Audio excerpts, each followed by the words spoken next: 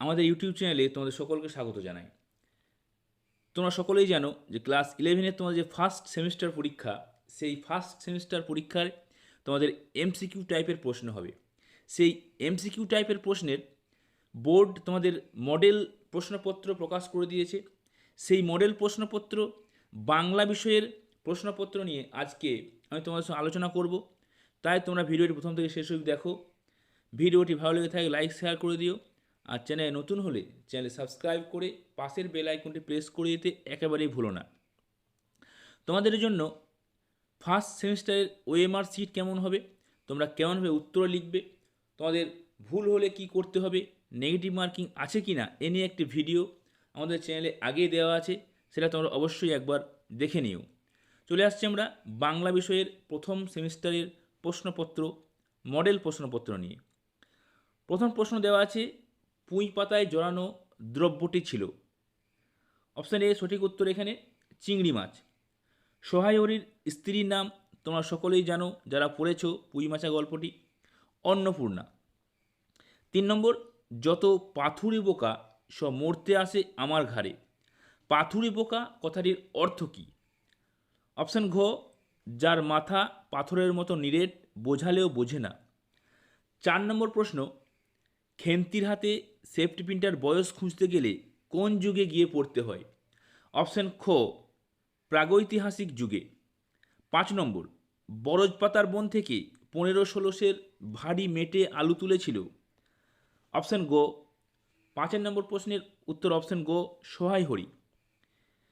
6 নম্বর প্রশ্ন, এ সংসারে ক্ষীর, সর, দুগ্ধ, দধি, মৎস্য, মাংস সকলই তোমরা খাইবে, আর আমরা কিছু পাইব না, কেন? উক্তিটি কার? অপশান খ, এই উক্তিটি বিড়ালের। অধর্ম চোরের নহে, অধর্ম কার? অপশান গ, কৃপণ ধনির। চলে আসছি পরের প্রশ্নে, কমলাকান্তকে আফিমের নেশা করতে হয়েছিল কেন? অপশান ঘ, নেশা ছাড়া তিনি থাকতে পারতেন না বলে। 9 প্রশ্ন, বিদ্যার সাগর তুমি বিখ্যাত ভারতে, এটা তোমাদের সকলেরই জানা। 10, অমৃত ফল কে যোগায়? অপশান গ, দীর্ঘ শির তরুদল। 11 নম্বর প্রশ্ন, কার মধ্যে সকল কালের কেতাব, সকল কালের জ্ঞান রয়েছে? এখানে অপশান ঘ, মানুষের মধ্যে। সাম্যবাদী কবিতায় শাক্যমুনিকে মানুষের মহাবেদনার ডাক শুনে রাজ্য ত্যাগ করতে দেখা যায়। এই শাক্যমুনির প্রকৃত নাম? অপশান ক, সিদ্ধার্থ। শাক্যমুনি যে গৌতম বুদ্ধ, আর গৌতম বুদ্ধর প্রকৃত নাম হচ্ছে সিদ্ধার্থ।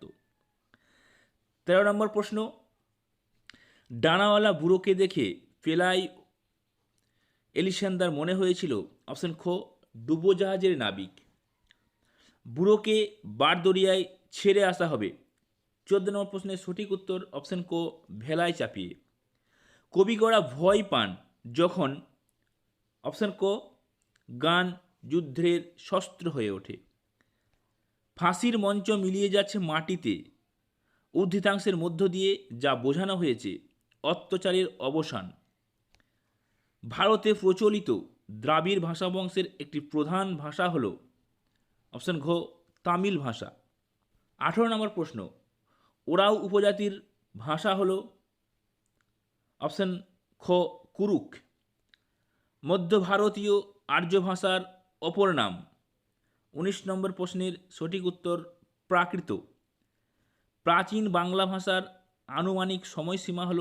অপশান ক, 900 থেকে 1200 খ্রিস্টাব্দ। ব্যবহারিক বৈচিত্র্যের নিরিখে ভাষাকে দুটি ভাগে ভাগ করা যায়, যথা কথ্য, লেখ্য। লিচু এবং চা শব্দ দুটি কোন ভাষা থেকে বাংলায় এসছে? চীনা ভাষা থেকে। অপশান ঘ।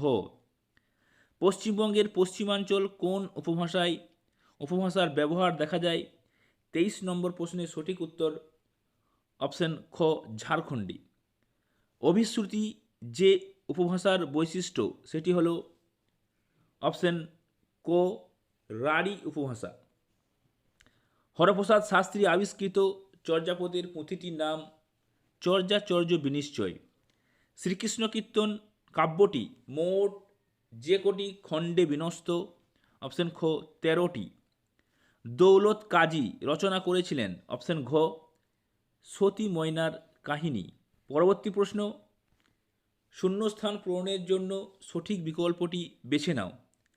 ইহাদের ভাব দেখিয়া মনে হইতেছিল ইহারা কাহার ঘরে? অপশন ঘ শীত দেবার উদ্দেশ্যে চলিয়াছে। যেজন আশ্রয় লয়? অপশন খ সুবর্ণ চরণে। মায়ের ড্যাশ বুকে নিয়ে 30 নম্বর প্রশ্নের সঠিক উত্তর অপশন গ বেদনাশ্রু। 31 নম্বর প্রশ্ন, ভোট চীনা ভাষার সঙ্গে সংস্কৃতের মিশ্রণ অতি অল্প। 32 নম্বর,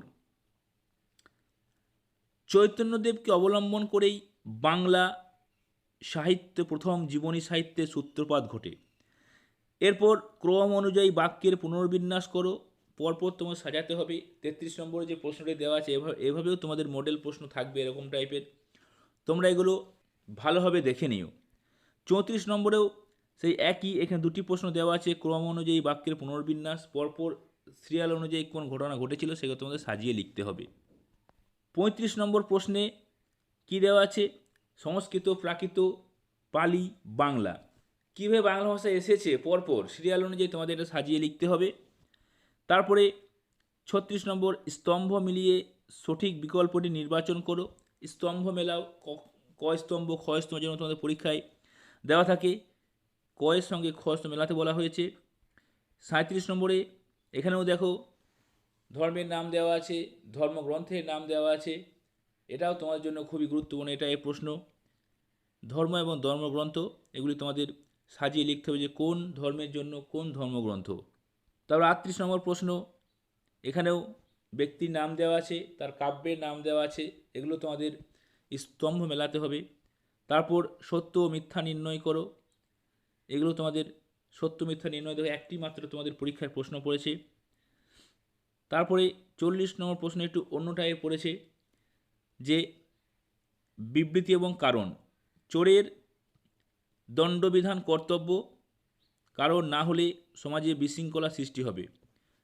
এখানে দুটি বিবৃতি কিন্তু ঠিক, কিন্তু আর এর সঠিক কারণ নয়, এরকম টাইপের তোমাদের প্রশ্ন ক্লাস 11-এর ফার্স্ট সেমিস্টার পরীক্ষায় হতে চলেছে।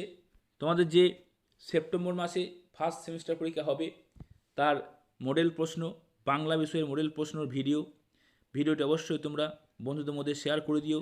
পরবর্তী ভিডিওতে অন্যান্য বিষয়ের আরও মডেল প্রশ্ন আলোচনা করব।